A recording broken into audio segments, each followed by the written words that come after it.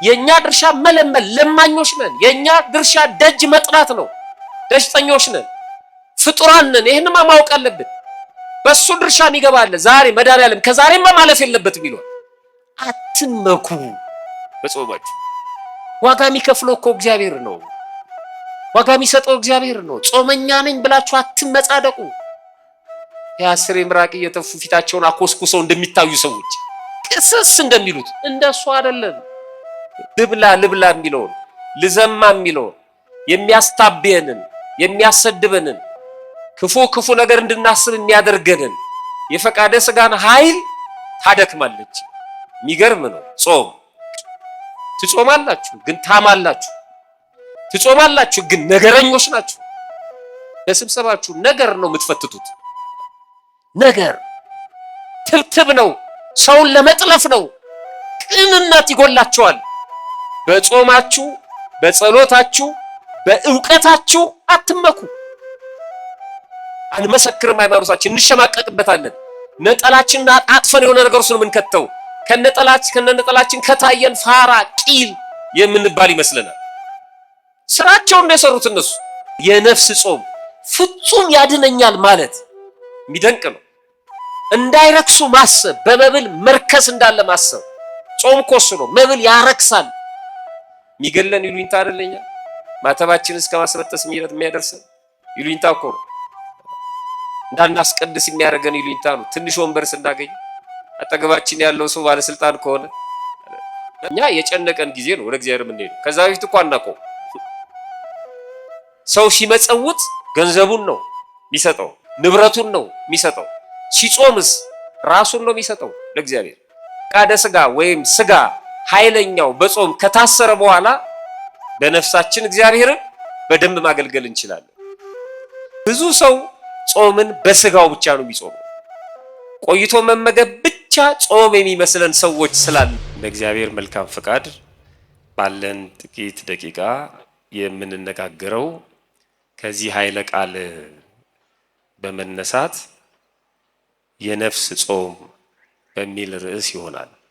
ወቅቱ አሁን የጾም ወቅት ስለሆነ የሱባኤ ወቅት ስለሆነ ያው ሁላችንም እየጾምን ነው ተብሎ ይገመታል። ሁሉም ሰው ይጾማል እና ጾማችንን እንዴት ነው እየጾምን ያለነው? የነፍስ ጾም ነው ወይስ የስጋ ጾም ላይ ነው ያለነው የሚለውን በተወሰነ ደረጃ እንመለከታለን። አምላካችን በቸርነቱ ጥበቡንና ምስጢሩን እንዲገልጥልን በድጋሚ መልካም ፈቃዱ ይሆንልን። የነፍስ ጾም ማለት ምን ማለት ነው? ብዙ ሰው ጾምን የሚያገናኘው ከስጋ ጋር ነው። አንዳንድ ሰዎች የሚጠይቁት ጥያቄም ይህንን በተመለከተ ነው። ጾሙ ስንት ቀን ቀረው? ጾሙ እስከ ስንት ሰዓት ነው?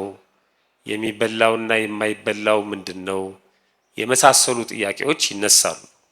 አሁንም አንዳንድ ሰው ማስቲካ ይበላል አይበላም ብሎ ይጠይቃል። አሳ ይበላል አይበላም ብሎ ይጠይቃል። ማስቲካም አሳም ከነፍስ ጋር ምንም ግንኙነት የላቸውም። ሰዎች ግን ጾምን ከስጋ ጋር ብቻ ስለሚያገናኙት ጥያቄያቸው ስጋዊ፣ ሀሳባቸውም ምድራዊ የሚሆንበት ሁኔታ አለ። ለዚህ ነው ሲያዝ ጾሙ ቅበላ ተብሎ ሲፈታም ደግሞ ፋሲካ ተብሎ በተለይ በምእመናን ዘንድ ማለት ነው ሩጫው የተለመደና ሁልጊዜ የሚደረግ አንድ ጉዳይ ላይ ብቻ ይሆናል። ለቀበላ የሚደረገው ዝግጅት ጾሙን ለመቀበል ሳይሆን ከጾሙ በፊት የምናከናውናቸው ድርጊቶች ላይ ነው የምናተኩረው። ጾሙም ሲፈታ ልክ እንደዚሁ ነው። አሁን ወደ ጾሙ መገባደጃ ወይም ደግሞ 2-3 ቀን ሲቀር ወይ ሕማማት ውስጥ የሚነሱ ብዙ ጥያቄዎች ሲመረመሩ ከነፍስ ጋር ግንኙነት ያላቸው አይደለም። አሁን ጾሙ ሊያልቅ ሲል አንዳንድ ሰው ይመጣና ዶሮ የሚታረደው ስንት ሰዓት ነው ይላል። አሁን ይሄንን ቤተክርስቲያናችን በመጽሐፍ በዚህ ሰዓት ረዱ፣ በዚህ ሰዓት አትረዱ ብላ አላስተማረችም። ምንም ግንኙነት ስለሌለው ከነፍስ ጋር ማለት ነው። ቅዳሴ የሚገባበትን የሚወጣበትን ቅዱስ ሥጋውን ክቡር ደሙን ለመቀበል የምናደርገውን ዝግጅት በጾም ጊዜ እንዴት አድርገን ከእግዚአብሔር ጋር እንደምንገናኝ በስፋት ታስተምራለች እንጂ እንደዚህ ስጋዊ ተራና ተርታ የሆኑ ነገሮች ላይ ትኩረት አታደርግም። ሰው ከቤተ ክርስቲያን በአፋ የሚፈጽማቸው የሚያከናውናቸው ነገሮች ስለሆኑ ማለት ነው።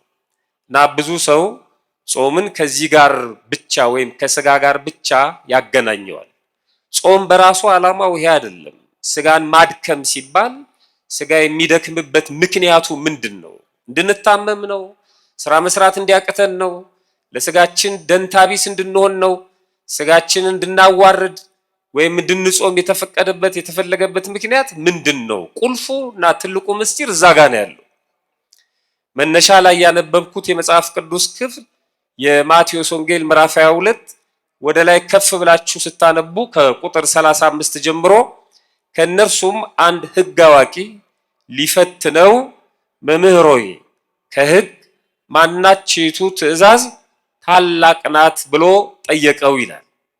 ይሄ ራሱን አዋቂ ነኝ ብሎ ያመጻድቅ የነበረ በዘመኑ መስፈርት ሕግ አዋቂ ተብሎ የሚነገርለት ምሁር እና ታላቅ ሰው ወደ ክርስቶስ መጣ። የመጣው ሊፈትነው ነው ይላል ጸሐፊው እንደነገረን። ሊፈትነው ክርስቶስ በዚህ ሰው የሚፈተን ሆኖ አይደለም። ነገር ግን ሰውየው ስለሚመስለው ለመፈተን የቀረበ ወይም ሊፈትነው የመሰለው ስለሆነ በሱ አንቀጽ በሱ ተገብቶ ነው የሚጽፍልን እና ሊፈትነው ቀረበ ክርስቶስን። ይሄ ሰው የሚፈትነው ሆኖ አይደለም። ልክ በማቴዎስ ወንጌል ምዕራፍ 4 ላይ ተመዝግቦ እንደምናነበው ዲያብሎስ በክርስቶስ ፊት ቀርቦ በምድር ላይ በተፈጥሮ የሚታዩትን ዛፉን፣ ሳሩን፣ ቅጠሉን፣ ድንጋዩን፣ ጠጠሩን፣ ብርና ወርቅ ሰው አድርጎ አሳየው ይላል። ክርስቶስ እንደዛ ሆኖ የሚያይለት ሆኖ አይደለም።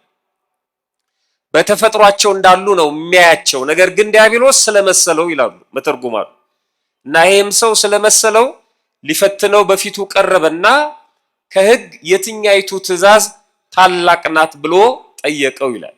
እጅግ በጣም የተወደዳችሁ እና የተከበራችሁ ምዕመናን፣ አሁን ጥያቄ ኖሯችሁ ወደ ካህናት ስትቀርቡ፣ ወደ ሊቃውንተ ቤተክርስቲያን ስትቀርቡ በጣም ጥንቃቄ ማድረግ ያስፈልጋል። ያልተገለጠላችሁ ያልገባችሁ እንድትረዱት የፈለጋችሁትን ጉዳይ ብቻ ይዛችሁ ነው መምጣት ያለባችሁ። መርጣችሁ በትክክል የቤተክርስቲያን አባት ሊቅ መምህር መሆኑን ተረርታችሁ ነው አላፊ አግዳሚውን አይደለም መጠየቅ ያለብን። የጠመጠመው ሁሉ ቤተክርስቲያንን የሚወክል ስላልሆነ በጣም በጥንቃቄ ወደ ቤተክርስቲያን ሊቃውንት ተጠግተን እንጠይቃለን። አንዳንድ ሰዎች ጥያቄ የሚጠይቁት ለማወቅ ሳይሆን ለመፈተን ነው፣ ለመምህራን ደረጃ ለመስጠት ነው። አሁን እስካሁን አሳ ይበላል አይበላም ብሎ የሚጠይቅ ሰው አለ። ያ ሰው አንድም አሳ እየበላ ነው፣ አንድም መብላት ሽቶ ነው ፈልጎ ነው ያውቀዋል። ነገር ግን ይበላል የሚል ሰው እስኪያገኝ ድረስ ይጠይቃል። አይበላም ሲባል አይ የሚረባ መምህር አይደለም፣ ቆይ ሌሎቹን መጠየቅ ያለብኝ ይላል። ይበላል የሚል ሰው ሲያገኝ የሱ አይነት በቃ ትክክል ነው እኮ እነሱ ናቸው እኮ የሚያደናብሩን ይላል። መብላቱን ይቀጥላል። ነፍሱን ለማሳረፍ ይፈልጋል። መጋቤ ሐዲስ እሸቱ በጣም የምናውቃቸው ተወዳጁ መምህራችን በአንድ ወቅት ምዕመናን ወደ አንድ ቦታ ሲሄዱ አብሬ እየተጓዙ የተዘጋጀ ጉዞ ነበር፣ መንፈሳዊ ጉዞ እና ባስ ውስጥ ወይም መኪና ውስጥ ትምህርት ነበር። ያን ትምህርት አስተምሬ ሲጨርስ ጥያቄ አለን ተባልና ከምዕመናን ጥያቄ እየቀረበ ማስተናገር ጀመሩ እና አንድ ሰው ጥያቄ ጠየቁ እና ጥያቄውን አልገለጡልንም፣ ግን ያንን ጥያቄ መለስኩላቸው አሉ። ለትህትና ብለው እንደውም ይገርማቸዋል፣ ጠዋት ስወጣ ያነበብኩት ስንክሳር ላይ ሙሉ ሐሳቡ ስለነበር እግዚአብሔር ረድቶኝ በደንብ አብራርቼ መለስኩ አሉ። ከዛ ጥያቄውን ከመለስኩ በኋላ ለኛ ጥያቄውን ለጠየቁት ሰው ጥያቄው ተመለሰሉት አይደል አልኳቸው። አሁን አግኝቼሻለሁ እንደምንለው በጥያቄ ማለት ነው። ጥያቄው ተመልሶሎታል ብዬ ጠየቁ። አዎ ይገርሞታል፣ አለቃ እያለውንም ጠይቄ ልክ እንደርሱ ነው የመለሱልኝ አሉኝ አሉ። እና ከዛ በጣም ተናደድኩና እርሶ ሰውዬ አይነ ስውርን ከአይነ ስውር ነው የሚያበላልጡት ወይስ ጥያቄ ነው የሚጠይቁት አልኳቸው። እና አንዳንድ ሰዎች እንደዚህ ናቸው ማለት ነው፣ ለመፈተን ነው ጥያቄ የሚጠይቁት። ይሄ ደግሞ ከባድ ነው። መምህራኑ ግን ያውቁታል፣ ተረድተው ይመልሳሉ። እኛ ግን ትዝብት ውስጥ እንወድቃለን እና ያልገባንን ግልጽ ያልሆነውን ጥያቄ ነው መጠየቅ ያለብን እንደ ቤተክርስቲያኒቷ ትምህርት መረጃ ያለውን ማለት ነው። እና ሁሌ በየዓመቱ ዶሮ ስንት ሰዓት ይታረዳል ጥያቄ። አንዳንዱ 10 ሰዓት ይላል፣ አንዳንዱ 1 ሰዓት ይላል፣ አንዳንዱ 12 ሰዓት ይላል። ልብን ለማሳረፍ አጀንዳዋ ግን አይደለም። የቤተክርስቲያን አጀንዳ ዶሮ ማረድ አይደለም፣ ሌላ ነው። ከጾም ውጪ ወይም በፍስክ ጊዜ የሚደረገውን በጾም ሰዓት ለማድረግ የሚሞክሩ ሰዎች አሉ። እግዚአብሔር ለሁላችንም ልቦና ይስጠን። ግን የጾም አጀንዳ እሱ አይደለም። እና ይሄም ሰው ሊፈትነው መጥቶ ጥያቄ ጠየቀው። የትኛይቱ ትእዛዝ ታላቅ ናት ብሎ ጠየቀው። ኢየሱስም እንዲህ አለው፣ በትህትና መለሰለት፣ ጌታ አምላክህን በፍጹም ልብህ፣ በፍጹም ነፍስህም፣ በፍጹም ሐሳብህም ውደድ። ታላቂቱና ፊተኛይቱ ትእዛዝ ይህች ናት። ሁለተኛይቱ ይህችን ትመስላለች፣ እርሷም ባልንጀራህን እንደ ነፍስህ ውደድ የምትለው ናት። በእነዚህ በሁለቱ ትእዛዛት ሕጉም ሁሉ ነቢያቱም ተሰቅለዋል ወይም ይፈጸማሉ አለው ይላል። እኔ አሁን ይሄ የተጠቀሰበት በሐዲስ ኪዳን ራሱን የቻለ አውድ አለው መተርጉማኑ የሚያስቀምጡት። እኔ ግን ለተነሳውበት ሐሳብ የጠቀስኩት ሊቃውንቱ ሲተረጉሙ ወበኩሉ ነፍስከ የሚለውን በፍጹም ሰውነትህ ብለው ይተረጉሙታል። የነፍስ ጾም ማለት በፍጹም ሰውነት የሚጾም ጾም ነው። በስጋ ብቻ አይደለም፣ በሁለመና በማንነታችን የምንጾመው ጾም የነፍስ ጾም ተብሎ ይተረጎማል። ብዙ ሰው ጾምን በስጋው ብቻ ነው የሚጾመው። ቆይቶ መመገብ ብቻ ጾም የሚመስለን ሰዎች ስላለን ነው፣ እኔን ጨምሮ ማለት ነው። ለዚህ ነው ሰዓት ላይ ግብ ግብ የሚገጥሙት። 6 ሰዓት ነው፣ 8 ሰዓት ነው፣ 9 ሰዓት ነው፣ ሩብ ጉዳይ ነው፣ እስክታቀራርቡ ይደርሳል። ሰዓቱን ነው የሚያዩት እነሱ። ይሄ ነው የሚበላው፣ ይሄ ነው የማይበላው። የሚበላውን ከማይበላው ከለዩ በቃ ጾመኞች ናቸው እነሱ። የሚበላውን መኮነን፣ በማይመገቡት ደግሞ መመጻደቅ። ይሄ ጾም የሚመስለን ሰዎች አለን። ከስጋ ጋር ብቻ የሚገናኝ የሚመስላቸው ሰዎች አሉ። ቆይቶ መመገብ አንድ ትልቅ መምህር ሲናገሩ አጠራቅሞ ወይም ቆይቶ መመገብ ይሄንን የሀገራችንን ጅብ ይጾመዋል። ጅብ ቀኑን ሙሉ ዋሻ ውስጥ ይቆይና ማታ ያገኘውን ነው የሚበላው። ግን እየጾም አይደለም፣ እሱ አይደለም። በማንነት በሁለመና በአፋም በውስጥም የምንፈጽመው ስርዓት ነው። ከጾም ጋር ሲሆን በፍጹም ነፍስህ ወይም በፍጹም ሰውነትህ ማለት ነው። ይሄ ማለት ምን ማለት ነው? ከዛ በፊት አንድ ሐሳብ ላንሳ ስለ ጾም። ፍትሐ ነገሥት አንቀጽ 15 ላይ ጾምን በተመለከተ ሲናገር 2 ነገሮችን አስቀምጧል። የመጀመሪያው ጾም ማለት ይላል አንዳንድ ለሚተቹ ሰዎች እግዚአብሔር ምን በላ አይልም ምን ሰራ ነው እንጂ ያገኘነውን ብንበላ እግዚአብሔር ተቃውሞ የለበትም፣ ምግቡ ምን አደረገ ብለው የሚናገሩ ሰዎች አሉ። ዝም ብለው ነው ቄሶቹ የሚያስርቡን እንጂ በመጽሐፍ ቅዱስ እንዲህ አይነት ነገር የለም ብለው የሚናገሩ ሰዎች አሉ። የመጀመሪያው እሱን ነው የሚያስቀምጠው። ጾም ማለት በሕግ ውስጥ በታወቀው ጊዜ የሰው ከምግብ መከልከል ነው ይላል። ልብ አድርጎ የመጀመሪያው እሱ ነው። መተው፣ መከልከል፣ መጾም፣ አለመመገብ ወይም ቆይቶ መመገብ። ፍጹም የማንመገባቸው አሉ፣ ቆይተን የምንመገባቸው ደግሞ አሉ። መጾም ማለት እሱ ነው አለ። ክብር ምስጋና ይግባውና ጌታችንና መድኃኒታችን ኢየሱስ ክርስቶስም በማቴዎስ ወንጌል ምዕራፍ 4 ላይ ሄዳችሁ ስታነቡ በዚህ ወቅት ከሚተረጎሙት ምንባባት መካከል አንዱ ነው። በዚህ በዐቢይ ጾም ማለት ነው። ምክንያቱም እሱ ነው 40 ቀን 40 ሌሊት ከጦመ በኋላ ይልና ተራበ ይላል። አንዱ እሱ ነው። ግን ረሃብና ጾም አንድ አይደለም። ሰው ሲጾም ይራባል፣ ሲራብ ግን እየጾመ አይደለም። እሱን በኋላ እናየዋለን አብረን እግረ መንገዳችንን ማለት ነው። ስለዚህ አንዱ በጾም ጊዜ የምናደርገው ጾም ማለት በታወቀ ጊዜ የሰው ከምግብ መከልከል ነው ይላል። የታወቀ ጊዜ ማለት ምን ማለት ነው? ልብ አድርጎ የተሰፈረ የተቆጠረ ነው የታወቀ ጊዜ ማለት። ቤተክርስቲያናችን የታወቁ የጾም ጊዜያቶች አሏት። የታወቀ ጊዜ ማለት 7ቱ አጽዋማት ማለት ነው። በአዋጅ የምናውቃቸው ሁሉም የሚያውቃቸው። ሌሎች የአጽዋማት ጊዜ አሉ ከንስሐ አባታችን ጋር ተነጋግረን በፈቃድም የምንጾማቸው። እነዚህ ለአንዱ ሲታወቁ ለአንዱ ያልታወቁ ስለሚሆኑ ማለት ነው። የታወቀ የሚለው 7ቱን የአዋጅ አጽዋማት ነው። በታወቀ ጊዜ የታወቀ ሰዓት ደግሞ የተሰፈረ የተቆጠረ ሰዓት አለ። 9 ሰዓት፣ 11 ሰዓት፣ 12 ሰዓት እስከ ምሽቱ 1 ሰዓት እነዚህ የታወቁ ሰዓቶች ናቸው። ደግሞ 18 ሰዓት ስጋው ደግሞ ስንቀበል ማለት ነው። እነዚህን ከፋፍለው አባቶቻችን አስቀምጠውታል። አብይ ጾምም 3 አይነት ሰዓቶች አሉት። 11 ሰዓት፣ 12 ሰዓት፣ 13 ሰዓት። ወደዛ ዝርዝር አልሄድም። ከቅዳሴ ስንወጣ 9 ሰዓት።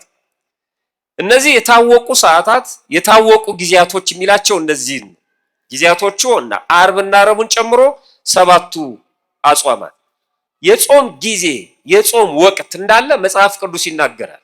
አሁን የጾም ወቅት ላይ የጾም ጊዜ ላይ ነው ያለ ነው። አንዳንዶች ይሄን አይደግፉትም።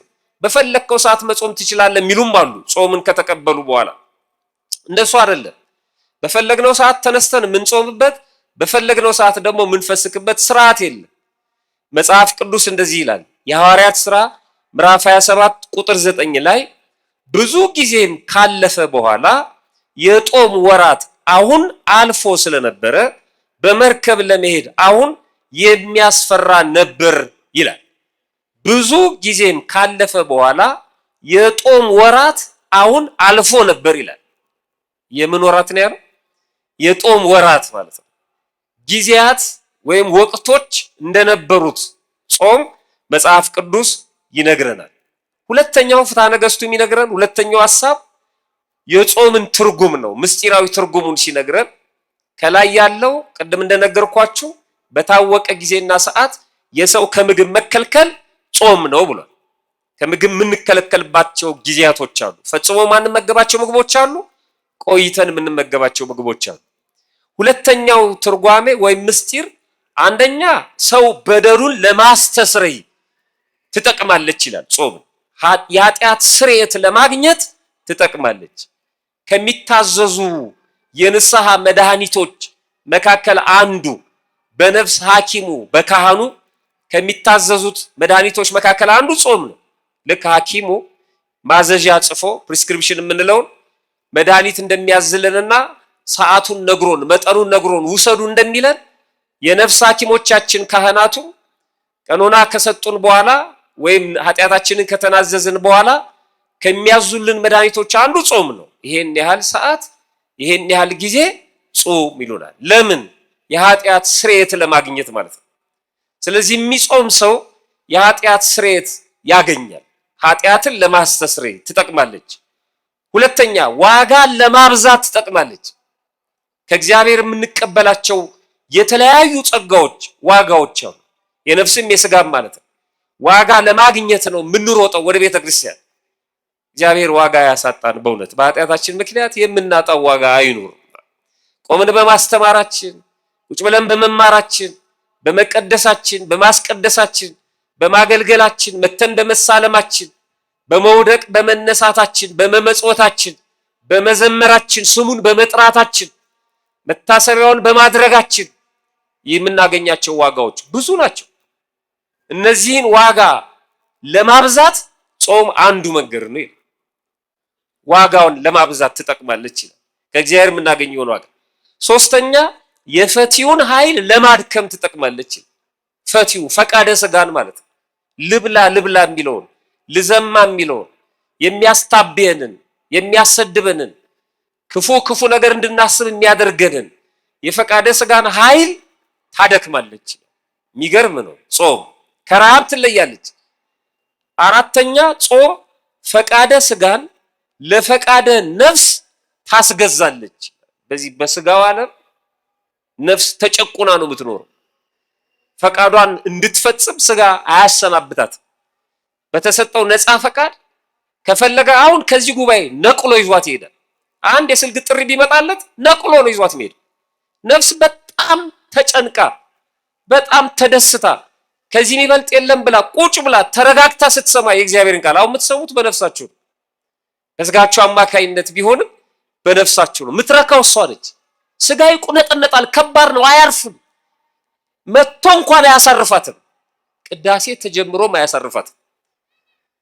ጸሎት ላይ አያሳርፋትም። ቤተክርስቲያን መጣ እንኳን አያሳርፋትም። ክፉ ነው፣ በጣም ክፉ ነው። ስንጾም ግን ይሄንን ስጋ ታደክመውና ጾም የነፍስ የበላይነት እንዲመጣ ታደርጋለች።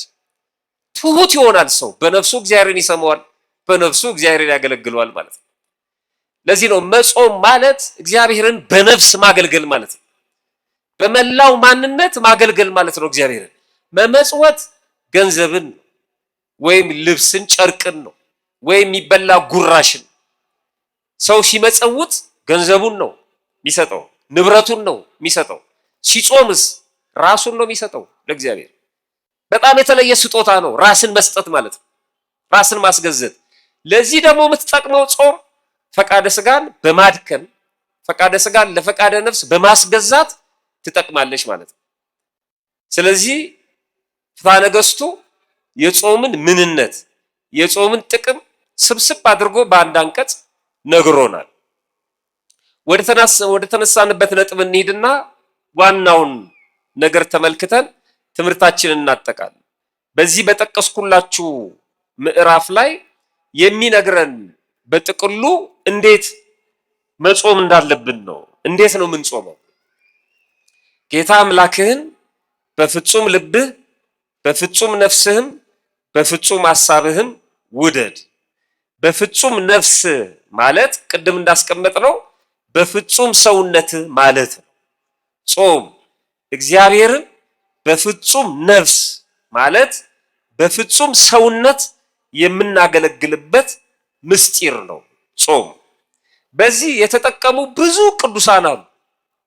በቀጥታ ስጋቸውን ለነፍሳቸው አስገዝተው በጾም አማካይነት ማለት ነው ከእግዚአብሔር ጋር የተገናኙ መንገዳቸው ያማረላቸው ብዙ ቅዱሳን አሉ። መጀመሪያውኑ እንድንጾም የተፈለገበት ምክንያት ስጋችንን ለማድከም ነው። ስጋችን ከደከመ ነፍሳችን ኃይል ታገኛለች። ነፍሳችን ኃይል ካገኘች በነፍሳችን ከእግዚአብሔር ጋር መገናኘት እንችላለን፣ መነጋገር እንችላለን ማለት ነው። በጎውን ደግ ደጉን ማሰብ እንችላለን። ፈቃደ ስጋ እየጠፋ እየደከመ ይሄዳል ማለት ነው ብሎ ነግሮናል። አምላካችንም በመጀመሪያ ወደ ኃይለኛው ቤት ሄዶ የኃይለኛውን ቤት መበዝበዝ የሚቻለው ኃይለኛውን አስቀድሞ ማሰር ሲቻል ነው። ኃይለኛው ዲያብሎስ ነው። ኃይለኛው ፈቃደ ስጋ ነው። ኃይለኛው የስጋ ስራ ነው። ይሄ ፈቃደ ስጋ ወይም ስጋ ኃይለኛው በጾም ከታሰረ በኋላ በነፍሳችን እግዚአብሔርን በደንብ ማገልገል እንችላለን። እኔ ጥሩ ምሳሌ እንዲሆን እናንተ ቤታችሁ ከመጽሐፍ ቅዱስ አንድ ታሪክ አንብቡ። ሂዱና የትንቢተ ዳንኤል ከምዕራፍ 1 ጀምራችሁ ብታነቡት ጥሩ ነው።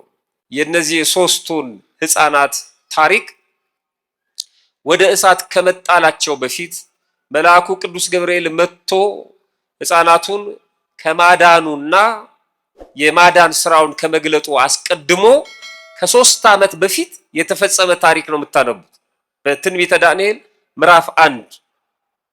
እነዚህ ሶስቱ ሕፃናት ዳንኤልን ጨምሮ ወደ ፋርስ ባቢሎን ተማርከው ከመጡ በኋላ በቤተ መንግስቱ ለከፍተኛ የትምህርት እድል እንደተመረጡና ተምረው ባለስልጣን እንዲሆኑ በቤተ መንግስቱ እንደታጩ ታሪኩ ይነግረናል። እና ንጉሱ ይህንን የከፍተኛ የትምህርት እድል ሲሰጣቸው ከቤተ መንግስት ከሚመጣው ምግብ እንዲመገቡ ብቻ ሳይሆን ከንጉሱ ማዕድ ከመሶቡ እየበሉ እንዲማሩ ነበር የፈቀደላቸው። ዳንኤልን ጨምሮ ነብዩን ሶስቱ ሕፃናት በንጉሱ መብል እንዳይረክሱ አሰቡና ይላል ጣዖት እያመለከ በጣዖት አምልኮ ስርዓት እየኖረ ህዝቡን በግፍ ደም እያፈሰሰ ሀገር እየወረረ የሚሰበሰበውን ገንዘብና የሚመጣውን ምግብ አንፈልግም፣ ሀገራቸው ተመዝብራ እነሱም ተማርከው ህዝቡ በስደት እያለ ምንም እንኳን በቤተ መንግስት ብንኖርም በእንዲህ አይነት ቅምጥል ህይወት ግን እግዚአብሔርን ማግኘት ስለማንችል አንበላም፣ እንማራለን ትምህርቱን ግን ምግቡን አንመገብም። አይሆንም አላቸው። የትምህርት ቤቱ ዲን ሜልዳር ይባላል። ኃላፊነቱ የተሰጠኝ ከቤተ መንግስቱ መሶብ እየበላችሁ ትምህርታችሁ እንድትማሩ ነው። ካለበለዛ ግን ፊታችሁ ከጠቆረ ሰውነታችሁ ከከሳ እኔን ነው ንጉሱ እርምጃ የሚወስድብኝ፣ አይሆንም አላቸው። እንደሱ ከሆነ ችግሩ ለ10 ቀን ሞክረን 10 ቀን ለኛ ጥራጥሬ ትንሽ ጥሬና ትንሽ ውሃ እየሰጠ ከቤተ መንግስት የሚመጣውን ምግብ የፈለከውን አድርግ። ከ10 ቀን በኋላ ግን ማንም ሰው ሳያየን እኛን አውጣና ተመልከተን። አንተ እንዳሰብከው ከስተን ጠቁረን ካገኘህን የምትፈልገውን ነገር ማድረግ ትችላለህ አሉት። ሳያስጨንቁት እሱንም ማለት ነው። የእሱንም ሐሳብ ተረድተው። አንዳንድ ሰው የራሱን ሐሳብ ነው የሚፈጽመው እንጂ የዛን ሰው ሐሳብ አይቀበልም። 2-3 ቀን ገዳም ቆይተው የመጡ ሰዎች ቤቱ ውስጥ የመጀመሪያ እርምጃቸው ጀበና መስበር። በጣም ይገርመኛል። እናቱ ስንት ዓመት ያፈላችበትን ጀበና ማለት በካልቾ ይሏል። ምን ነው ቡና እንዳይጠጣ ተብሏል እዚህ ቤት። የሰማው እኮ አንተ ነህ፣ እናት አልሰማችም። ይሄን ማስረዳት የሚያቅታቸው ሰዎች አሉ። እርምጃ ነው የሚወስዱት። እኔ እኮ ጾመኛ ነኝ ብለው ዘራፍ ይላሉ። ያንተ ጾመኝነት እሱ ላይ ያውቀው ይችላል። የራሳቸውን ሐሳብ አምጥተው የሚጭኑ ሰዎች አሉ። እነዚህ 3ቱ ህፃናት ዳንኤልን ጨምሮ የትምህርት ቤቱን ዲን ኃላፊውን ሐሳቡን አስጨርሰውታል። ምንድነው ሐሳብ? ስጋት ነው እሱ። ለዚህ ስጋት 10 ቀን እንስጥና ይሄን አሉት። ደብቀን እየከሳን ከሆነ ሌሎች ሰዎች ተናግረው እርምጃ እንዳይወሰድብህ ለ10 ቀን ደብቅና ጥራጥሬ ስጠን አሉት። እንዳለው እነሱ እንዳሉት አደረገ። በጣም የሚገርመው ትንቢተ ዳንኤል ምዕራፍ 1 ከቁጥር 11 ጀምራችሁ ስታነቡ ዳንኤልም የጃንደረቦቹ አለቃ በዳንኤልና በአናንያ በሚሳኤል በአዛርያ ላይ የሾመውን ሜልዳርን እኛን ባሪያዎችህን 10 ቀን ያህል ትፈትነን ዘንድ እንለምናለን። የምንበላውን ጥራጥሬ የምንጠጣውን ውሃ ይስጡን። በጥሬ መጾም፣ በትንሽ ውሃ መቆየት ከመጽሐፍ ቅዱስ የተወሰደ ነው። አሁን ለፍልሰታ እናቶቻችን አስቀድሰን ስንወጣ በየቤተክርስቲያኑ ዛፍ ስር ንፍሮውን አንፍረው አንዳንዱን በውሃ ዘፍዝፈው ባቄላውን እንደሚደረገው ማለት ነው በማንኪያ እየጠለፉ ይሰጡናል። ያንን እየቀመስን እንሄዳለን። እኛ ግን እሱም ብቻ አይደለም፣ ከጎን ደግሞ ዳቦ ሲሰጥ እንቀበላለን፣ እንጀራም ከተሰጠ እንቀበላለን። ግቢ ውስጥ ያለውን በሙሉ ጠራርገን ነው ይዘን የምንሄዱ። የቀድሞዎቹ እሱን ቀምሰው ነው የሚውሉት። ያችን ጥሬ ቀምሰው ፍኟን ማለት ነው። በጥሬ መጾም ከመጽሐፍ ቅዱስ የተወሰደ ነው። 3 ዓመት ተማሩ እንደዛ እያደረጉ ማለት ነው። የመጀመሪያው ግን ከ10 ቀን በኋላ እንደተባለው ከዚያ በኋላ የኛን ፊትና ከንጉሱ መብል የሚበሉትን የብላቴኖቹን ፊት ተመልክተ እንዳየኸው ሁሉ ከባሪያዎቹ ጋር የወደድከውን ታደርጋለህ አሉት ይላል። ይህን ንግግራቸውን ሰምቶ 10 ቀን ፈተናቸው ይላል። የሚደንቅ ነው። 10 ቀን ፈተናቸው። ምን እያደረገ? ጥሬ እየሰጣቸው 10 ቀን። ከ10 ቀን በኋላ አወጣቸው። ሌላ የትምህርት ዕድል የተሰጣቸው ከቤተ መንግስት የሚመገቡ ወጣቶችንና እነዚህን 3ቱን ዳንኤልን ጨምሮ አወጣቸው። ከ10 ቀን በኋላ ከንጉሱ መብል ከበሉት ብላቴኖች ሁሉ ይልቅ ፊታቸው አምሮ ስጋቸው ወፍሮ ታየ ይላል። ሽምብራ ነው እንዲያወፈራቸው? ጥቂቱ ውሃ ነው እንዴ? ማን አብሯቸው ስለነበር ነው? እግዚአብሔር ነው። አንዳንድ ሰው ጾም የሚያከሳ ይመስለዋል፣ የሚያሳምም ይመስለዋል። አዎ ከስጋ ጋር ካገናኘ ነው እንደዚህ ነው ጾም። የሚያጎሳቁል ይመስለዋል ጾም። እንደዚህ ካገናኘ ነው እንደዚህ ነው። የነፍስ ጾም ሲሆን ግን እንዲህ አይደለም። በጣም ገረመው። ሜልዳር መብላቸውንና የሚጠጡትን ጠጅ አስቀርቶ ጥራጥሬውን ሰጣቸው። ስንት ዓመት? 3 ዓመት። ከዛ በኋላ ትምህርታቸውን ጨረሱ። ከዛ በኋላ ተሾሙ። ከዛ በኋላ የንጉሱ በዓል ላይ ተገኙ። ከዛ በኋላ ይቀጥላል ታሪኩ። በንጉሱ በዓል ላይ የተገኙት በሙሉ ንጉሱ ላሰራው ጣዖት ወድቀው ሰገዱ። ከቤተ መንግስት የበሉት፣ ነፃ የትምህርት ዕድል ያገኙት፣ ንጉሱ የተንከባከባቸው፣ ከእግዚአብሔር ጋር የኖሩት እነዚህ 3ቱ ህፃናት ግን አልሰገዱም። ነገር ሰሪዎች ወስደው ተናገሩ። አይሰግዱም። ያበላቸው፣ ያጠጣቸው፣ ያሳደግካቸው፣ ያስተማርካቸው፣ የሾምካቸው የሚገለን ይሉኝታ አይደለኛ ማተባችን እስከ ማስበጠስ የሚያደርሰን ይሉኝታ እኮ ነው። እንዳናስቀድስ የሚያደርገን ይሉኝታ ነው። ትንሽ ወንበር ስናገኝ አጠገባችን ያለው ሰው ባለስልጣን ከሆነ በጣም የሚገርም እኮ ነው። እሱ ያላለንን ወደ ቤተክርስቲያን አትሂድ ሳይለን ገና እኛ ስለ ቤተክርስቲያን ጥላቻ እናወራለን እሱ ፊት ማለት ነው። በጣም ጽንፍ ሄደን ማለት ነው። አንመሰክርም፣ ሃይማኖታችን እንሸማቀቅበታለን። ነጠላችንን አጣጥፈን የሆነ ነገር እሱን የምንከተው ከነጠላችን ከታየን ፋራ ቂል የምንባል ይመስለናል። ስራቸውን እንደሰሩት እነሱ በዓሉ ላይ ተገኝተዋል። ሁሉም ሲሰግድ አልሰገዱም። አይሰግዱም እኮ የሚል መልእክት ደረሰው ንጉሱ። ጥሯቸው አለ። ተጠርተው መጡ። እውነት ነው የምሰማው? አዎ ለኛ የምናመልከው እግዚአብሔር አለ። አስተምሯቸው 3 ዓመት በምርኮ እያሉ መጤ ሆነው ስደተኛ ሆነው በሰው ሀገር የሚገርም ጽናት ነው። እሳት አነደደ። ከእጄ የሚያድናቸው የለም፣ ብትሰግዱ ይሻላቸዋል። በዚህ ነገር አንመልስልህም፣ አትድከም አሉት። ንጉሥ ሆይ እኛ የምናመልከው እግዚአብሔር አንተ ካነደድከው እሳት ያድነናል አሉና ባያድነንም አሉ። የሚገርመው ቃል እሱ ያድነናል ባያድነንም አሉ። ተጠራጥረውት ነው? አይደለም። በእግዚአብሔር አፍረው ነው? አይደለም። ለምን ባያድነንም አሉ? ማዳንና አለማዳን የማድርሻ ነው? የእግዚአብሔር። የኛ ድርሻ መመስከር ብቻ ነው። እንዴ ባይመጣስ ይላል አንዳንድ ሰው። አንተ መጥራት ብቻ ነው። መምጣት አለመምጣት የሱ ጉዳይ ነው። አንኳኩ ነው ያለው። እስከ መቼ ይላል? እስኪከፈትልን ነው፣ እስኪሰጥ ድረስ ነው። የኛ ድርሻ መለመን፣ ለማኞች ነን። የኛ ድርሻ ደጅ መጥራት ነው። ደጅጠኞች ነን፣ ፍጡራን ነን። ይሄንማ ማወቅ አለብን። በሱ ድርሻ የሚገባለ ዛሬ መድኃኒዓለም ከዛሬማ ማለፍ የለበትም ይሏል። ቀበሌ ሄዶ ጉዳይ የማያስፈጽም ሰው መድኃኒዓለም ጋር መጥቶ ዛሬ ነው ይሏል። የራሱ ካላንደር አለው። እናቱን እንኳን ጊዜ ገና ነው ብሏታል። ጊዜ አለው፣ መጠበቅ ነው፣ ደጅ መጥናት ነው። ምክንያት አለው እሱ የሚያዘገይበት። ደግሞ በእግዚአብሔር ዘንድ አያዘገይም፣ በሰዓቱ ነው የሚያመጣው። የሚዘገይ ጉዳይ የለም። ባያድነንም ማዳንና አለማዳን የእሱ ድርሻ ነው። ይኸው እግዚአብሔር መንገዱ ብዙ ስለሆነ ለንጉሱ የሚነግሩት እሳት ውስጥ ገብተው ቢሞቱ በነፍስ እንደሚድኑ ያውቃሉ። ንጉሱ ግን እሳት ውስጥ ገብተው ሞቱ፣ ገደልኳቸው፣ አላዳናቸውም ነው የሚለው እግዚአብሔር። ስለዚህ ገብተን ብንቃጠል እንኳን እያሉ ስለ እግዚአብሔር የሌለ እንዳይመስል፣ ባያድነን በአንተ አስተሳሰብ ከእሳቱ ባያወጣን የሌለ እንዳይመስል፣ ባያድነንም አንተ ላቆምከው ምስል አንሰግድም። እሰሯቸው አለ። ታሰሩ። ተሸከሟቸው፣ ተሸከሙ። የት አለ እግዚአብሔር አላሉ። እየታሰሩ ተሸክመው ሲወስዷቸው የት አለ እግዚአብሔር አላሉ። የነሱ ድርሻ አይደለም። መምጣት ያለ መምጣት የሱ ጉዳይ ነው። መመስከራቸውን ብቻ ነው። እረ ጎበዝ እየሄድን እኮ ነው ወደ እሳቱ፣ የት አለ እግዚአብሔር አሉ። ወረወሯቸው እሳት ውስጥ። አይገርምም? አብሯቸው ማን ተገኘ? ቅዱስ ገብርኤል። ከ3 ዓመት በፊት ያውቃቸው ስለነበር ነው ወዳጄ። እዛ መንገድ ላይ አግኝቷቸው አይደለም።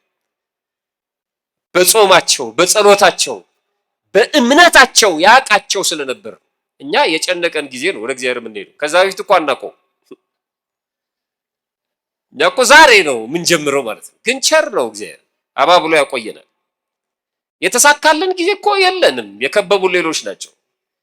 የመከራ ጊዜ ነው። እነሱ የመከራ ጊዜ አይደለም የጠሩት። የሹመቱ የሽልማቱ ጊዜ አብረውት ነበሩ።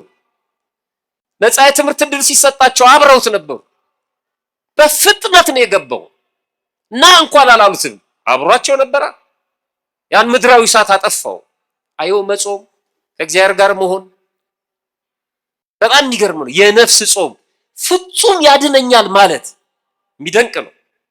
እንዳይረክሱ ማሰብ፣ በመብል መርከስ እንዳለ ማሰብ። ጾም እኮ እሱ ነው። መብል ያረክሳል። እንደውም ከእርግማን በኋላ ነው የመጣው መብል መጠጥ እኮ ከእርግማን በኋላ ነው።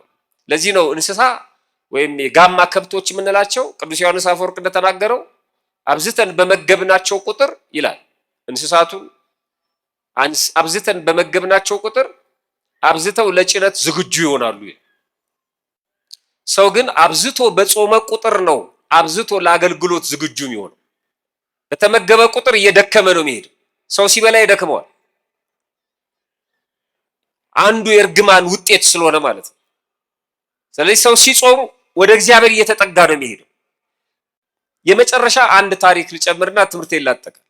የነፍስ ጾም በዚህ በስንክሳር ታኅሳስ 13 ቀን የሚነበበው ላይ ከ3ቱ መቃርሶች አንዱ አባ መቃርስ ታሪኩ ተጽፎ እናነባለን። ቤታችሁ ስትገቡ መጽሐፈ ስንክሳር ጎግል ላይ ሰርች አድርጋችሁ ጧት ጧት ሁሌ አንዱ የየቀኑን እያነበባችሁ ብትወጡ ጥሩ ነው። በዚህ አጋጣሚ ልንገራችሁ፣ በጣም የተለየ እርካታ ነው የምታገኙት። የዛን ቅዱስ በረከት ታገኛላችሁ፣ ዕውቀት ታገኛላችሁ። ወደ እግዚአብሔርም እየተጠጋችሁ ትሄዳላችሁ። በቀን አንዱን የቀኑን ማለት ነው ዋናው ብዙ የቅዱሳን ታሪክ ሊኖር ይችላል 3 4 አንዱን እንኳን አንብበን ከወጣ በታክሲም ስንሄድ በምንም ቢሮም ባለን ሰዓት ብናነብ ጥሩ። መጽሐፈ ስንክሳር ታኅሳስ 13 ቀን ከሕፃንነቱ ጀምሮ ይሄ አባ መቃርስ የትልቁ መቃርስ አይደለም ከሁለቱ አንዱ መናኝ የነበረው ነው እና መጽሐፍትን በሙሉ ከሕፃንነቱ ጀምሮ ይመረምር ነበር እና መጽሐፍት አንብቦ ሲጨርስ በሱ ልክ ማለት ነው ካነበባቸው መጽሐፍቶች 3 ነገሮችን አገኘ ይላል። ስንት ነገሮችን አገኘ? 3 ነገሮችን። ብዙ መጽሐፍ አንብበናል። ከእያንዳንዱ መጽሐፍ ስንት ነገር እንዳገኘን ወደ ኋላ ሄደን መጠየቅ አለብን። አንዳንዱ ቁጥር ነው፣ ይሄን ያህል መጽሐፍ አንብቤያለሁ ይላል፣ ግን ባዶ ነው።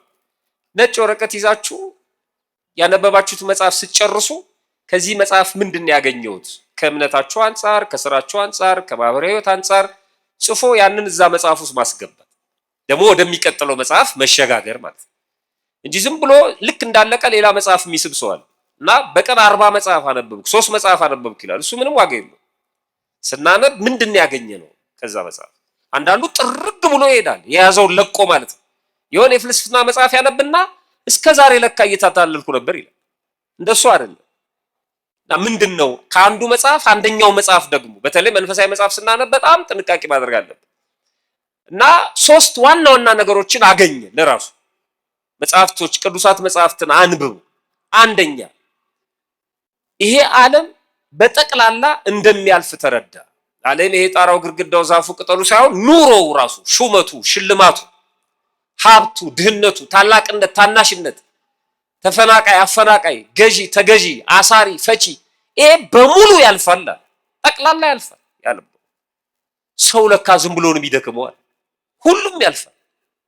በዓለም ላይ የሚክብ አለ፣ በዓለም ላይ የሚገነባ አለ ማለት እስከ መጨረሻው ድረስ የሚሆን የሚመስለው እዚሁ የሚኖር ማለት ነው። ሁሉን ነገር እዚሁ ኢንቨስት የሚያደርግ ማለት ነው። ነፍሱን የሚረሳ ሰማያዊ ቤቱን የዘነጋ ሰው አለ። ያልፋል።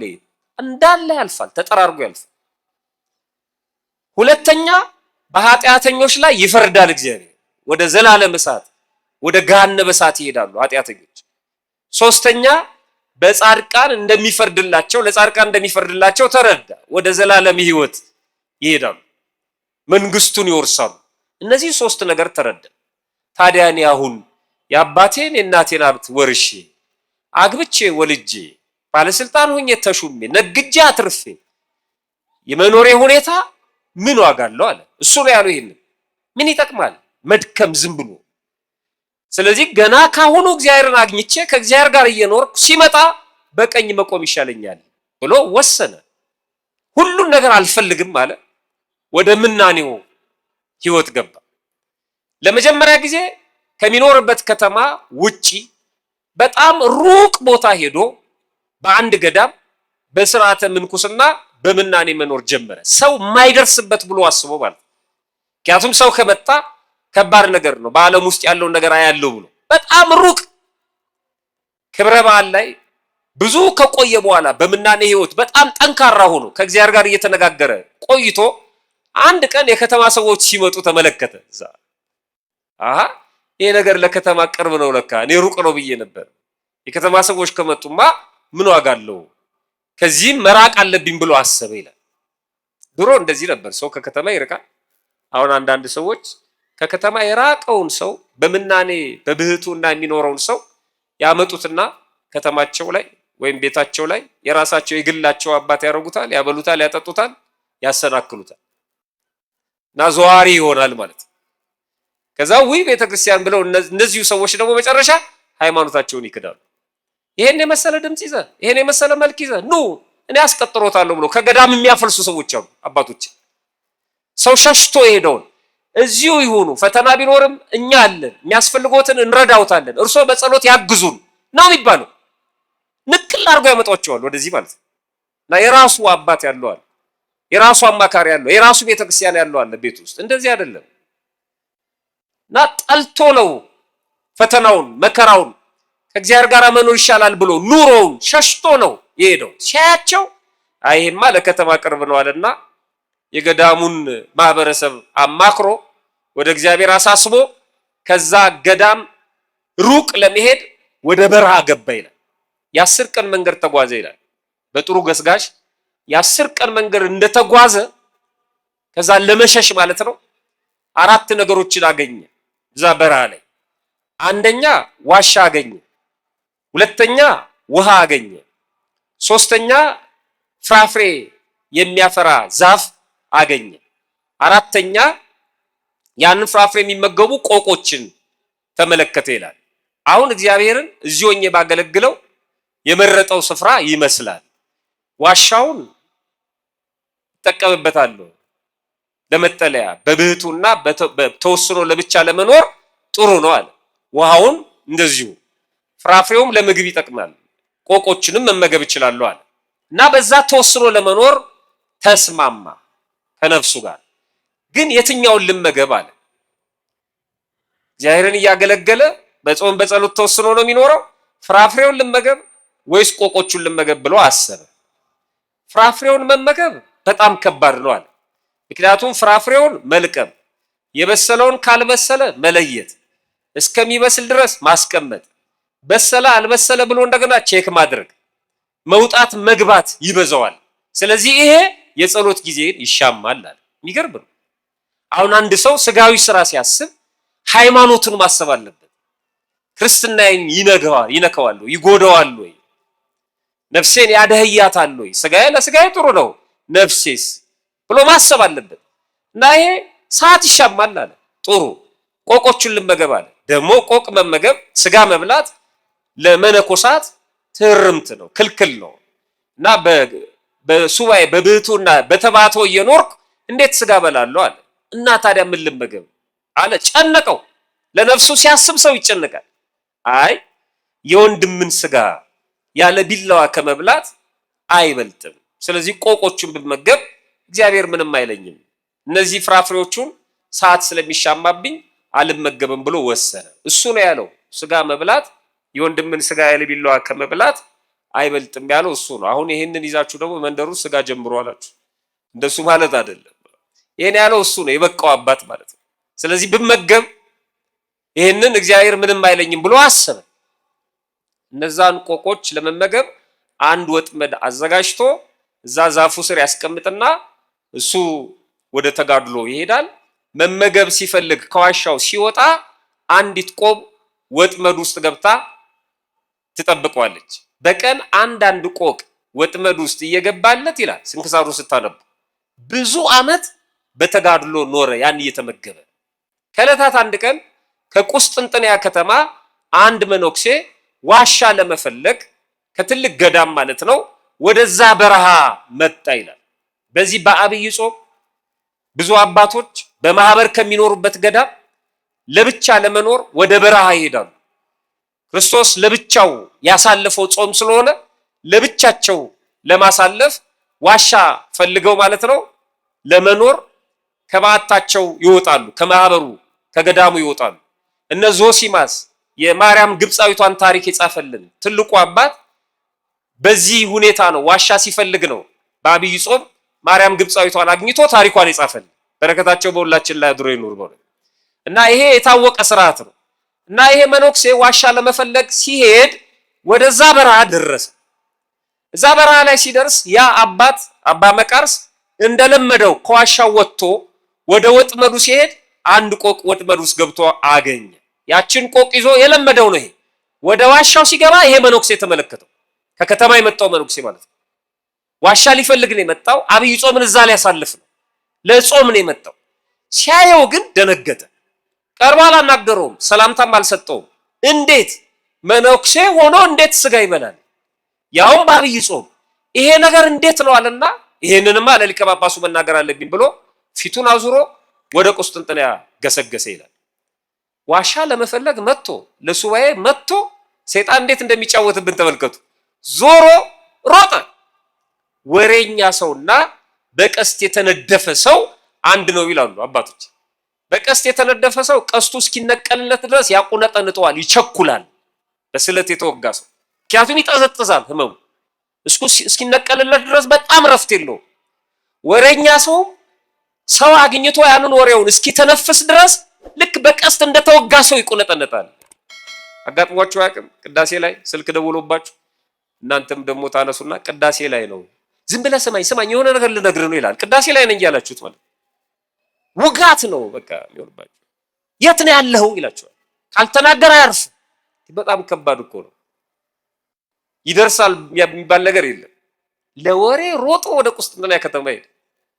ለሊቀ ጳጳሱ ተናገረ። ይገርምሃል፣ ዋሻ ለመፈለግ ሲሄድ አንድ መነኩሴ አገኘው። ስጋ ይበላል። መነኩሴው አባ መቃርስ ቆቁን ከወጥመድ አውጥቶ ወደ ዋሻ ይዞ ሲገባ ነው ያየው። ሲበላ ሲያወራረድ አላየው። ግን ወደቀ ከተባለ ምንድን ነው ያው እና ይበላል አለው። ሊቀ ጳጳሱ በጣም አዘነ። የነገረው እውነት ነው ብሎ አምኖ የመነኩሴው የመናኙ በዚህ ልክ መሰናከል አሳዘነው። ወንድሙንም ማሰናከሉ በጣም አሳዘነው። ደግሞ እውነት አለው። በሮሜ መልእክቱ ቅዱስ ጳውሎስ ሲናገር ሮሜ ምዕራፍ 2 ቁጥር 24 ላይ በእናንተ ሰበብ የእግዚአብሔር ስም በአሕዛብ መካከል ይሰደባል ተብሎ እንደተጻፈ ይላል። ስለዚህ እኛን ለማሰደብ ነው። የመነኮሳት ስርዓት ይሄ ነው ያስብለናል። ስርዓቱን ያስነቅፋል። እና አንድ ነገር አድርጋ ነው ሊቀ ጳጳሱ በጣም አዘነ። ጥሩ አንተ እንዳየኸው እኔም ደግሞ ማየት አለብኝ። ሄጄ እንዳላይ አልችልም። ስለዚህ አንድ ሰው ካንተ ጋር ልላክና ይሄ ሰው እንደኔ ሆኖ አይቶ መጥቶ ይንገረኝ። ስለዚህ ይሄንን ሰው አብረው ሂድና አሳየው ብሎ አንድ መነኩሴ ሊቀ ጳጳሱ ለዛኛው መነኩሴ ጨምሮ ላካቸው ይላል። ይሄ እንግዲህ አጣሪ መሆኑ ነው። ለማጣራት ሰው ላከ። በአንድ ጎን ብቻ ስለማይወሰን ሁለቱ እየሮጡ ይሄኛው ሊያሳይ ያኛው ደግሞ ያየውን ለሊቀ ጳጳሱ ሊናገር እየቸኮሉ ወደዛ በረሃ መጡ። ከዛ ከተማ እንኳን ያ መነኩሴ 10 ቀን የፈጀበት፣ እነሱ ደግሞ ከዛ ውጪ ነው ያሉት። አስቡ። በመመላለስ ራሱ አብይ ጾም እኮ ገደል ገባ ማለት ነው። ለመጾም ነው ያሰቡት፣ ግን ሌላ ችግር ውስጥ ገብተዋል። የብዙዎቻችን ህይወት ይሄ ነው። ከነፍስ ጋር ያልተገናኘ ጾም ማለት ይሄ እና መጡ፣ ደረሱ እዛ በረሃ ላይ። ይሄ አባት እንደተለመደው ያችን ቆቅ የተጠመደችለትን ቆቅ ለማውጣት ከዋሻው ሲወጣ ወጥመዱ ውስጥ 3 ቆቆችን ገብተው ተመለከተ። ከዚህ በፊት ስንት ነበር የሚያገኘው? አንድ ነው። አሁን 3 አገኘ። ደነገጠ። 3 ሐሳቦችን አሰበ ይላል ስንክሳሩን ስታነቡ። አንደኛ እግዚአብሔርን አሳዝኘው አጉረምርሜበት ይሆን? እቺ ምን ትጠቅመኛለች ብዬ አስቤ ይሆን የሰጠኝ? እንዴት 3 ሊሰጠኝ ቻለ? አንድ ነበር የሚሰጠኝ። ሁለተኛ ሊፈትነኝ ይሆን? እስኪ ምን እንደምታደርገው አያለው ሊለኝ ይሆን የሰጠኛል? ሶስተኛውን እንጃ ምን እንዳሰበ አላቅም አለና ተጨንቆ ወደ ሰማይ እያየ ሲያወጣ ሲያወርድ ቆየና ዞር ሲል ሁለቱን መነኮሳት ወደሱ ሲመጡ አያቸው። ወዲያውኑ አይኖቹን ወደ ሰማይ ያደረገና እንዲህ አለ፣ አምላኬ ሆይ አመሰግናለሁ። ድህነቴን ተመልክተ እንግዶች ማስተናግድበት እንደሌለኝ አውቀ እንግዶች እንደሚመጡብኝ ተረርተ ስለ እንግዶቹ እነዚህን 2ቱን ቆቆች ስለጨመርክልኝ አመሰግናለሁ አለ። ይኸውላችሁ መጽሐፍ እንደዚህ ይላል። የሉቃስ ወንጌል ምዕራፍ 11ን ሄዳችሁ ስታነቡ ቁጥር 3 ላይ የዕለት እንጀራችንን ዕለት ስጠን ይላል። እስኪ አብረን በለው፣ የዕለት እንጀራችንን በሉ። እንትን ጸሎት ስለሆነ ከልባችሁ በሉት። የዕለት እንጀራችንን ዕለት ስጠን። ደስ የሚል ጸሎት ነው። የሰኞውን ሰኞ፣ የማክሰኞውን ማክሰኞ። ዛሬ አርብ ነው። የሰኞውን ዛሬ ስጠኝ አይባልም። የዕለቱን ነው። የዕለቱን ዕለት ማለት ምግብናህን ወይም መግቦትህን አታቋርጥብን። ሁሌ ስጠን። እኛ አንዴ እንበድልሃለን፣ አንዴ እናመሰግናለን፣ አንዴ እንታመናለን፣ አንዴ ደግሞ እንዋሻለን፣ አንዴ ከቤት እንጠፋለን፣ አንዴ ደግሞ እንመጣለን፣ አንዴ እንጠራለን፣ አንድ ጊዜ ደግሞ አንጠራም፣ አንዴ እናማራለን፣ አንዴ እናመሰግናለን። እኛ እናቋርጣለን፣ አንተ ግን አታቋርጥብን። በየዕለቱ ስጠን። በየዕለቱ ስጠን ማለት ምን በላውን ስጠን። ምናከማቸውን አይደለም፣ ምን ሰበስበውን አይደለም፣ ሌላው የሚበትነውን አይደለም፣ ሌላው የሚዘርፈውን አይደለም። እኔም ቤተሰቦቼም በኔም ዙሪያ ያሉት የሚጠቀሙበት የምንጠቀምበትን ስጠን። የዕለት እንጀራችንን ዕለት ዕለት ስጠን። የዕለት የእድሜ ልካችንን ማለት ነው። የኛ እድሜ ዕለት ነች በእግዚአብሔር ዘንድ ዕለት ነው እኮ። 1000 ዓመት የሚኖር የለም። 1000 ዓመት በእግዚአብሔር ዘንድ አንድ ዕለት ነው። ጠዋት 4 ሰዓት የሚጠራለ፣ 6 ሰዓት፣ 9 ሰዓት፣ 11 ሰዓት የሚደፍን ጥቂት ነው። በጣም ጥቂት ነው። ዕለት የማይሞላ ህይወታችን እድሜ ልካችንን መግበን ማለት ነው። የሰው እንባ የሌለበትን የሰው ግፍ የሌለበትን ንጹሑን የዕለቱን ዕለቱን ስጠን መግበን። የሁላችሁ ለመነኩሴ ያደረገው ይህንን ነው። 2 እንግዶች መጡበት አይደል? 2 ጨመረለት። አንዳንድ ነበር የሚሰጠው፣ 3 ሆነ። ለእንግዶቹ ብለህ ስለሰጠኸኝ አመሰግናለሁ አለው። እንግዶቹን አቅፎ ሳማቸው። ወደ ዋሻው ገቡ። ተግባረ ነፍሳቸውን ጨረሱ። ከዛ በኋላ እየተጨዋወቱ ሳለ እሱ 3ቱን ቆቆች ይዞ ገባ። 3ቱንም ቆቆች ጠበሳቸው። እንግዳ ለመሸኘት ነው።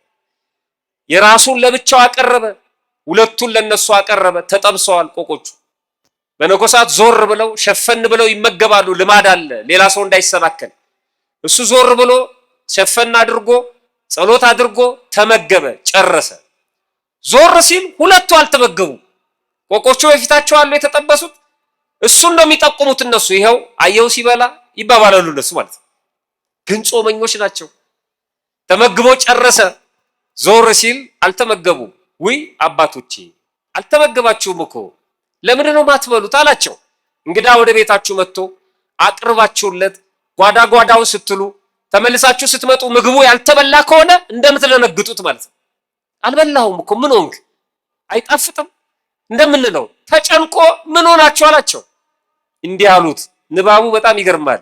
እኛ መነኮሳት ስለሆንን ስጋ አንበላም አሉት። እኛ ምን ስለሆንን አሉት። በጣም ከባድ ነው። በግልባጩ አንተ ግን ምን አይደለም እያሉት ነው። አንተ ብላ ሆዳም፣ አንተማ መነኩሴ አይደለም። እኛ መነኮሳት ነን አሉ። እንዲህ የሚሉ ሰዎች የሉ። እኛ እኮ ጿሚዎች ነን፣ እኛ እኮ ጾም ላይ ነን ይሏት። ሌላው ሰው ላይ ለማበጥ እኛ መነኮሳት ስለሆነ አንበላም፣ ስጋ ትርምትም ወይም ህግ አለን አንበላም አሉት። አንተ ያለ ህግ ነው የምትኖረው እያሉት ነው። ይህ አባት ምን የሚል ይመስላችኋል? ዝም በል ደግሞ ከከተማ መጥተህ መነኩሴ ነኝ የምትለው እኔ እዚህ ስንት ዓመት ብቻ ይኖሬ አላለም። እንደሚበልጣቸው አላሰበም። ደነገጠ። አንበላም እኛ መነኮሳት ነን ሲሉት ህግ የጣሰ ያፈረሰ አድርገው ሲያሳዩት ደነገጠ። ይቅርታ አላቸው ይላል። አትመገቡም እንዴ? እኔ የምትበሉ መስሎኝ ነው፣ ስላሰናከልኳችሁ በጣም ይቅርታ ጠይቃለሁ። ይቅርታ አድርጉልኝ አባቶቼ ብሎ የተጠበሱትን ቆቆች አነሳቸው። ወደ ሰማይ ዓይኖቹን ቀና አረገ። ወደ እግዚአብሔር ተነጋገረ ከእግዚአብሔር ጋር። 3 ጊዜ ቆቆቹ ላይ እፍ አለባቸው ይላል። ቆቆቹ ህይወት ነስተው በረሩ ይላል። የተጠበሱት ቆቆች። ማን ነው እየጾመ ያለው? እየበላ ያለው ነው ወይስ አልበላም ብሎ አቃቂር የሚያወጣው? በጣም ከባድ ነው። የትኛውን ነው እግዚአብሔር የተቀበለው? ከማን ጋር ነው እየተነጋገረ ያለው እግዚአብሔር? እነዚህ 2 መነኮሳት አዘኑ፣ እግሩ ስር ወደቁ ይላል። የእግዚአብሔር ቅዱስ ብለው ጠሩት ይላል። አይ ደግሞ የዋዎች ናቸው። እግዚአብሔር ሲመልስ እንደዚህ ነው። የእግዚአብሔር ቅዱስ እኛ እንዲህ መሆኑን አናቅም ነበር። ይቅር በለን፣ በድለናል፣ አሳዝነናል። ለሊቀ ጳጳሱ ነግረዋላ፣ ሰድበውታል። ስለዚህ ይቅር በለን አሉት። የጠየቁት ይቅርታ ነው። ይቅር ብያቸዋለሁ በቂ ነው። እሱ ግን የእግዚአብሔር ሰው ስለሆነ የነፍስ ጾም ላይ ስለሆነ ያለው እንዲህ አላቸው ይላል። እግዚአብሔር ሁላችንንም ይቅር ይበለን አላቸው ይላል። አይገርም? የጠየቁት ይቅርታ ነው። ምን በለን ያሉት? ይቅር በለን የሚላቸው ግን እግዚአብሔር ሁላችንንም ይቅር ይበለን ነው።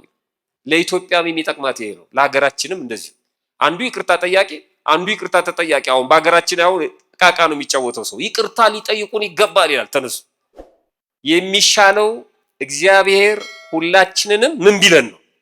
አዎ ሁላችንንም፣ በእውነት ሁላችንንም እግዚአብሔር ይቅር ይበለን። ማንም ይቅርታ ጠያቂ፣ ማንም ይቅርታ ተጠያቂ የለም። በእግዚአብሔር ዘንድ ሁልህም እኩል ነህ። እግዚአብሔር ሁላችንንም ይቅር ይበለን አላቸው። እየሮጡ ሄዱ። ጨርሻለሁ። ለሊቀ ጳጳሱ ተናገሩ። አባታችን እንዲህ አይደለም፣ እሱ የእግዚአብሔር ሰው ነው። አሳስቼ ነበር፣ ያየነው ግን እንዲህ አይደለም። እሱ ከእግዚአብሔር ጋር የሚኖር ነው አሉት። ደስ አለው። ሊቀ ጳጳሱ ወደ ቤተ መንግስት መልእክት ላከ። ለማ ለንጉሱ ምን ብሎ? አረ በበረሃ አንድ ትልቅ አባት ተገኝቷል፣ በረከት ለማግኘት ቡራኬ ለማግኘት ሊሄድ ነው፣ የምትፈልግ ከሆነ ና አለው ንጉሱን ይላል። አንብቡ ቤታችሁ ገብታችሁ። ታኅሳስ ስንት ቀን ያልኳችሁ? 13 ስንክሳሩ። ንጉሱም ክርስቲያን ስለነበረ ደስ አለው። መጣው አባታችን ትተኝ እንዳትሄድ እኔም እሄዳለሁ አለ። ጉዞ ቤተ መንግስቱም ቤተ ክህነቱም ወደ በረሃ ወደ እግዚአብሔር ሰው ካህናቱን አስከትሎ ሊቀ ጳጳሱ መሳፍንቱን አስከትሎ ንጉሱ ወደ በረሃ ተጓዙ ይላል።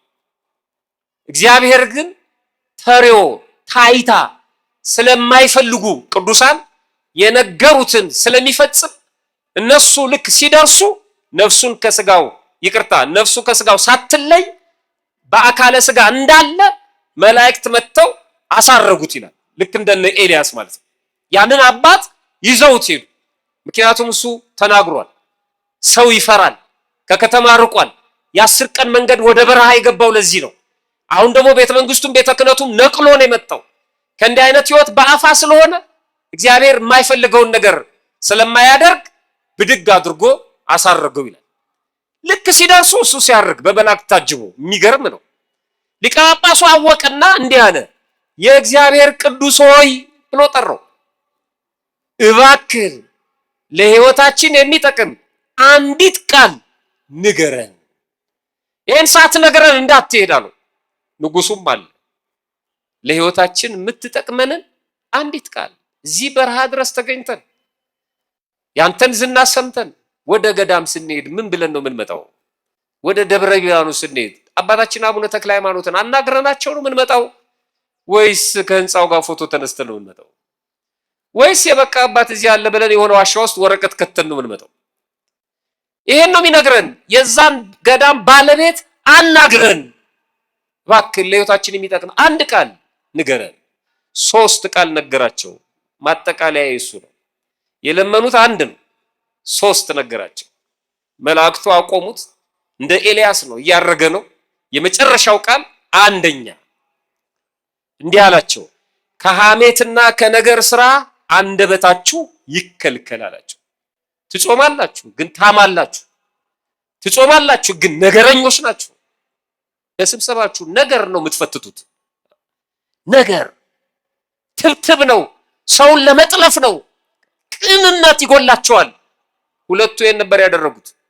ባልንጀራቸውን ሊከሱ ነው የሄዱት የተመላለሱት።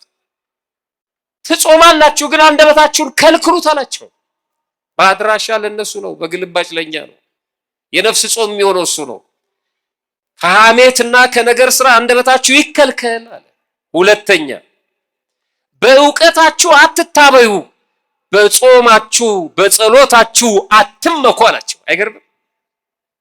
በጾማችሁ በጸሎታችሁ በእውቀታችሁ አትመኩ። ተመኩ እኮ እነሱ ተመጻደቁ። ብሉ ሲላቸው ምን አሉት? እኛ መነኮሳት ነን፣ እኛ ያጋለን። በጣም የሚገርም ነው። አሁን አስቀድሰን ወደ ቤት ስንሄድ ቤት ያሉት ሰዎች ምሳ የለም ሊሉን ይችላሉ። በስመ አብ ቤቱን በአንድ እግር ነው የምናውቀው። ምድረ ሆዳም እኔ እኮ አስቀድሼ ነው የምመጣው እና ምን ይባል አስቀድሰን ስለመጣን ጥሩምባ ይነፋ ምንጣፍ ይነጠፍ። የጾምነው ለነሱ ነው። ቤት ውስጥ ያለውን ሰው ጥርግርጉን ነው የምናወጣው። ቀራርቦ ካልጠበቀን ምድረ አጋሰስ ነው። አትመኩ በጾማችሁ። ዋጋ የሚከፍለው እኮ እግዚአብሔር ነው። ዋጋ የሚሰጠው እግዚአብሔር ነው። ጾመኛ ነኝ ብላችሁ አትመጻደቁ።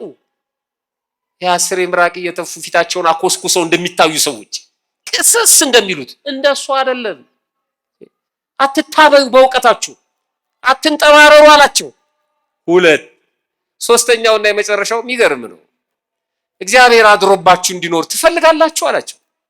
ምዕመናን ትፈልጋላችሁ? ይፈልጋሉ።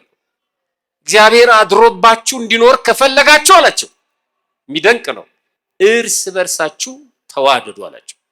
እግዚአብሔር ፍቅር ነው። ፍቅር በሌለበት ቦታ አይገኝም።